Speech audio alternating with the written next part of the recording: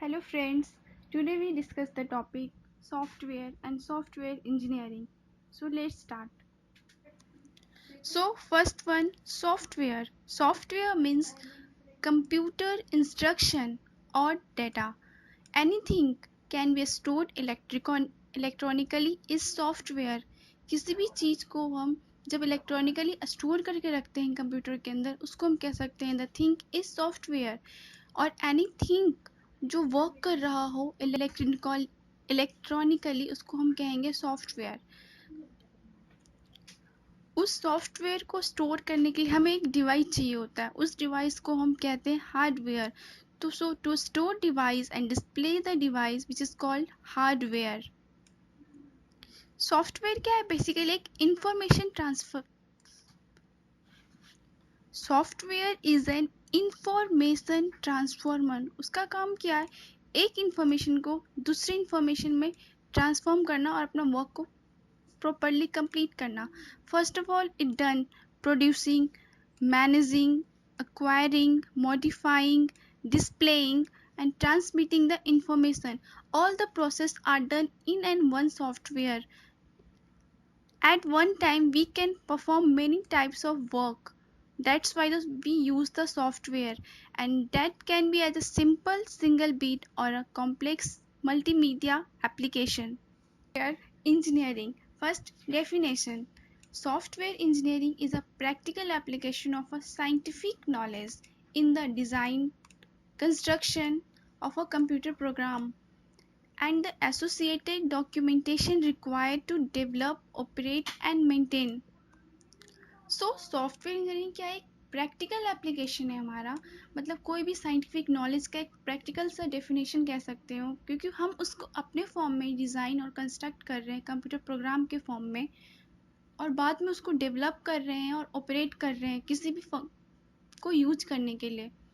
Next one, the software engineering को हम define कैसे करते हैं कि एक प्रोसेस है जो क्या करता है, कोई भी यूज़र अपने रिक्वायरमेंट के लिए एनालाइज करता है, देन डिज़ाइन करता है उसको, फिर बिल्ड करता है, टेस्ट करता है सॉफ्टवेयर को जो कोई भी रिक्वायरमेंट को सेटिस्फाई करे. किसी भी रिक्वायरमेंट को सेटिस्फाई करने के लिए we will use software process model. Software engineering और सॉफ्टवेयर का one of the most. So software process model is simplified a representation of the software process. किसी भी सॉफ्टवेयर को रिप्रेजेंट करने के लिए हमें एक मॉडल चाहिए होता है कि हम उसके अंदर किसी भी सॉफ्टवेयर को रिप्रेजेंट करेंगे, इसलिए हमें सॉफ्टवेयर प्रोसेस मॉडल रिक्वायर्ड होता है. Each model represent a process from a specific perspective. By using the software process model हमें ये पता चलता है कि हमें सॉफ्टवेयर बनाना किस तरीके से, हमें उसको रिप्रेजेंट कैसे करना है और क्या क्या स्टेप्स हम फॉलो करेंगे उसको रिप्रेजेंट करने के लिए. इसके लिए हमारे पास बहुत सारे मॉडल्स बने हुए हैं. So waterfall model, iterative model, prototyping model, evolutionary model, ये ऑल आर द मॉडल्स हैं जो डिफाइन करेगा, हमें एक्सप्लेन करेगा अलग अलग टाइप के सॉफ्टवेयर प्रोसेस को कि हमें सॉफ्टवेयर बनाना कैसे, और बनाते हैं तो उसमें किस तरीके से उसको रिप्रेजेंट करेंगे. वन बाय वन सारे मॉडल्स को डिस्कस करेंगे. So first of all we discuss the classical waterfall. So in waterfall model, you must plan and schedule all the activities before start working on them. Classical waterfall model one of the basic example है किसी भी model को define करने का, और we can say that it is a basic development life cycle model. और ये बहुत ही ज़्यादा सिंपल और आइडियलिस्टिक होता है, कोई भी इसको ईजिली यूज कर सकता है, ईजिली समझ सकता है. सो वाटरफॉल मॉडल हमें नाम से ही पता चलता है, it's flow like a water one by one. Earlier was a very popular, but nowadays it is not in used because इस मॉडल में अगर हम एक बार कोई स्टेप को कंप्लीट करने के बाद ही हम we can move down to the next step. Without complete, बिना कंप्लीट किए हम नेक्स्ट स्टेप में मूव नहीं कर सकते. That's why nowadays it is not in used.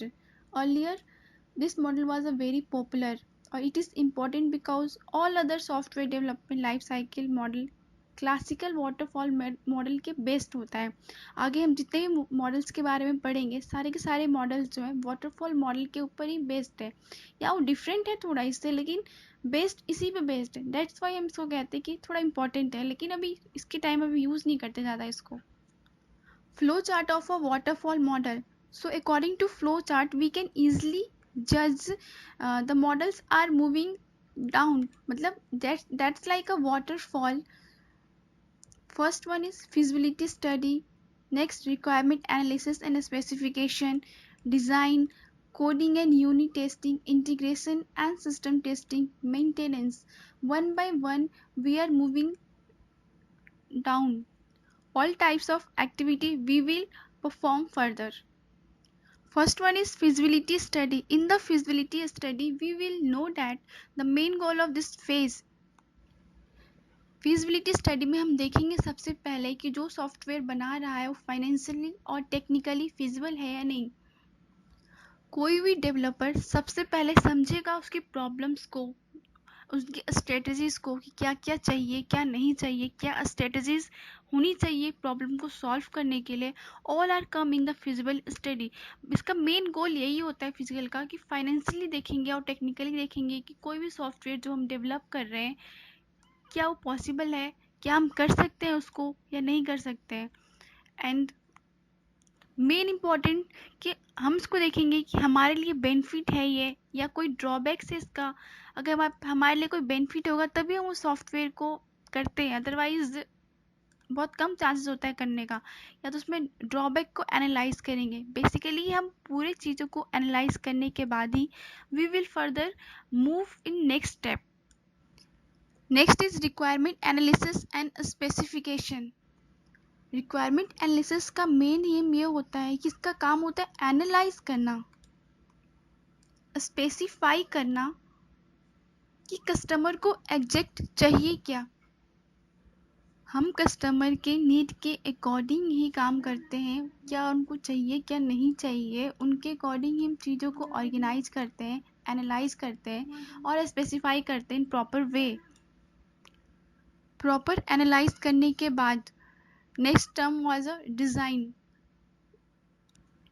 Proper जब हमारा काम कंप्लीट हो जाता है रिक्वायरमेंट के बाद, देन हम आते हैं डिज़ाइन फेज पे। एंड डिज़ाइन में हम देखते हैं हमें डिज़ाइन क्या करना है, बेसिकली कस्टमर चाहता क्या है डिज़ाइन में, और अकॉर्डिंग टू देयर रिक्वायरमेंट हम इम्प्लीमेंट करते हैं प्रोग्रामिंग लैंग्वेज में, कन्वर्ट करते हैं उसको, ट्रांसफॉर्म करते हैं। जो रिक्वायरमेंट चाहिए होता है कस्टमर को उसके अकॉर्डिंग हम प्रोग्राम करते हैं, प्रोग्राम बनाते हैं।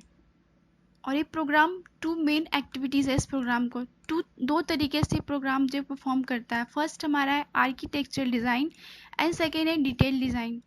आर्किटेक्चरल डिज़ाइन वो होता है बस हम बाहर से किसी चीज़ को डिज़ाइन करना,